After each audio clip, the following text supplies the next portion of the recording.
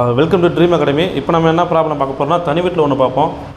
செல்வா ஒரு குறிப்பிட்ட தொகைக்கு 10% வட்டி விகிதத்தில் 2 ஆண்டுகள் கழித்து ரூபாய் 750 தனி வீட்டாக செலுத்தினால் அதன் அசல் தொகை என்ன அப்படின்னு கேட்குறாங்க. இந்த கொஸ்டின் வந்து ஏற்கனவே கேட்டிருக்காங்க, பிசி 2019 கேட்டிருக்காங்க. ஸோ இந்த கொஸ்டின் எப்படி சால்வ் பண்ணாலும் பார்ப்போம். தனி வட்டி எப்போயுமே 100% equal to P N into R equal to SI. So இந்த ஃபார்முலா அப்படியே சப்ஸ்டிட் பண்ணுங்கள். 100%